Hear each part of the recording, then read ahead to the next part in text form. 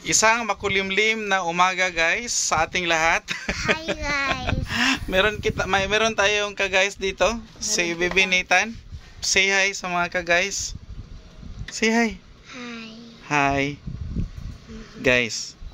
Guys. Good morning.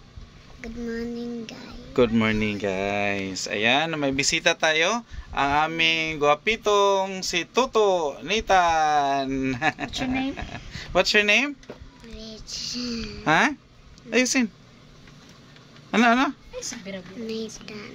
Nathan, tingin sa camera. Nathan. Ayan. So, today guys, may ibabahagi si Kuya AJ sa inyo ang ating mga nabiling mga tuyo kahapon. Wala akong video doon. Baka magsawa na kayo sa video ko sa mga sa kaka-video ko ng bilihan ng mga tuyo kasi doon lang naman talaga namimili si Kuya AJ ng tuyo. Shout out sa ating mga subscribers, followers na mga suki natin sa bulad or sa tuyo. Ayan, so today yun ang isi-share ni Kuya AJ. Yaman lang din at makulimlim.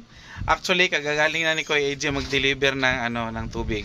So, pag kauwi ko, saka pa ako nag-almusal at saka ito nga, magre-repack tayo ng mga tuyo. Ayan.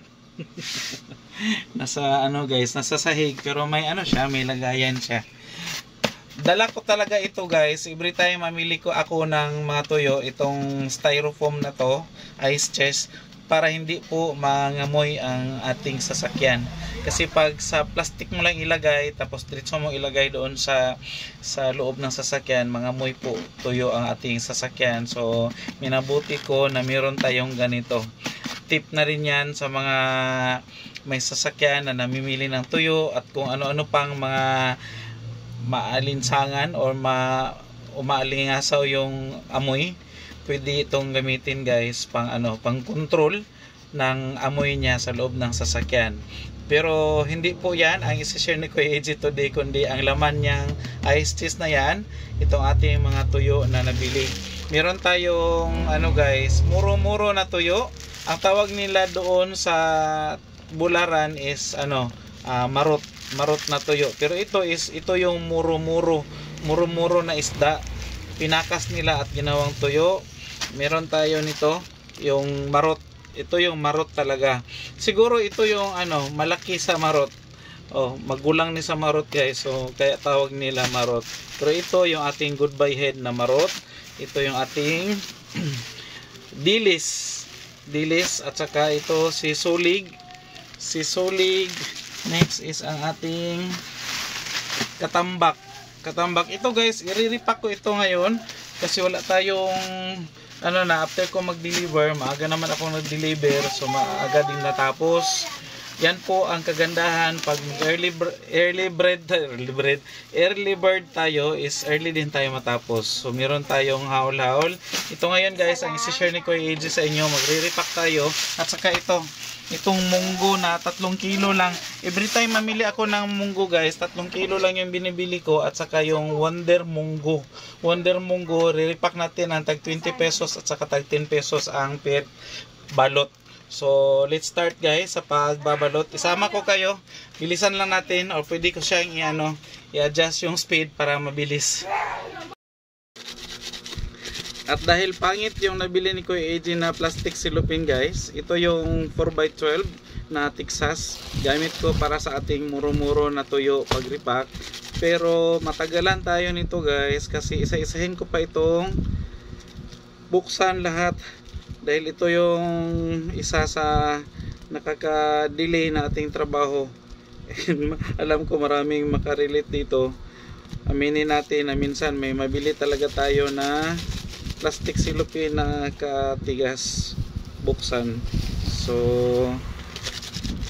buksan ko muna ito lahat, hindi ko na kayo isama.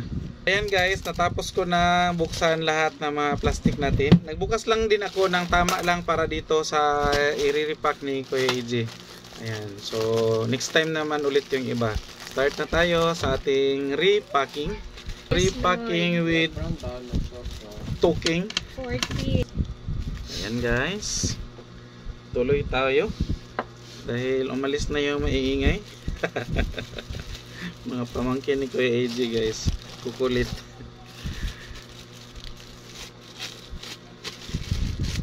So, nakailang balot na ako.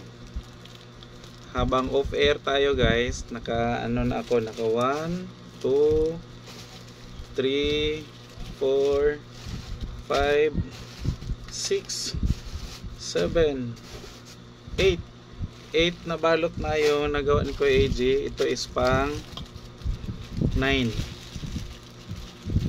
So ang inuna kong balutin is yung pakas na muro-muro. Paano daw si Kuya AJ magpatong nito guys? May nagtatanong yung sa mga luma ko pang video na nag-repack ako ng tuyo is paano daw si Kuya AJ magpatong ng pambintang tuyo. Depende talaga yan sa inyo guys kung paano nyo patungan yung mga paninda ninyo, pero in our case Wings color. naubos yung plastic ko guys. So magbukas na naman ako. Meron pang mga 3 balot siguro na gagawin natin para dito sa muro-muro. Bagong bago yan guys. Oo, tingnan nyo. Blemish free. Wala siyang kaasin-asin. Ayan, presko na presko. Preskong tuyo.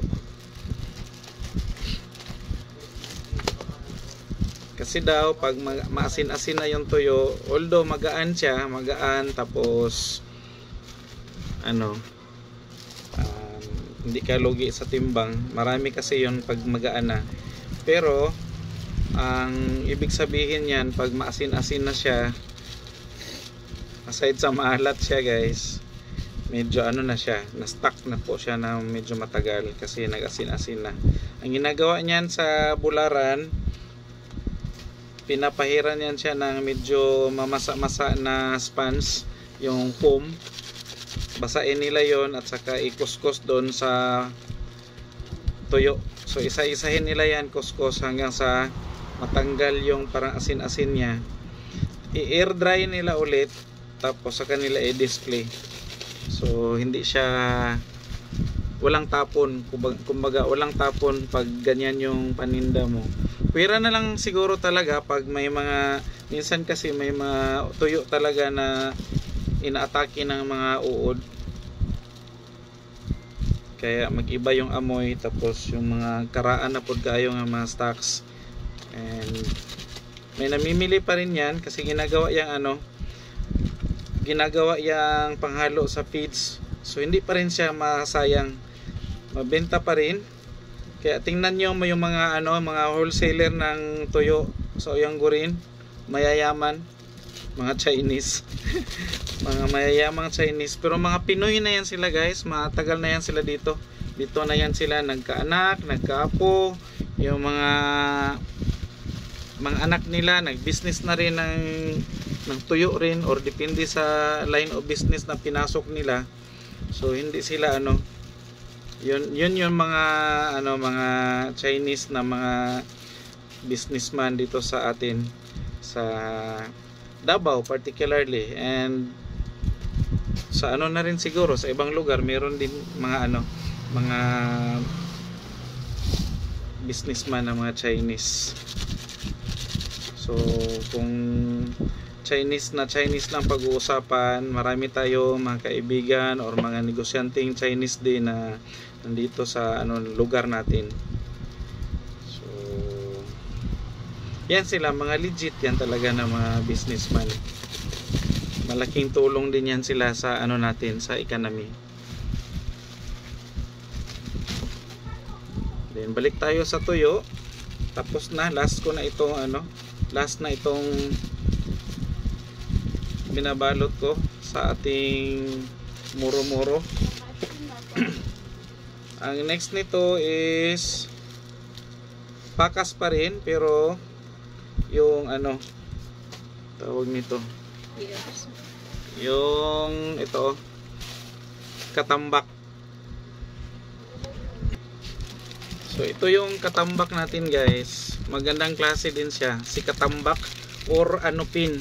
Yung mga malalaki nito, ang tawag is anupin. Ito yung masarap para sa mga ginataang gulay tulad ng langka, At kung ano-ano pang mga ginataang gulay na may kalabasa. Sarap. Ginataan na may kalabasa. Sari-sari ang labas. Ito yung si katambak or pin.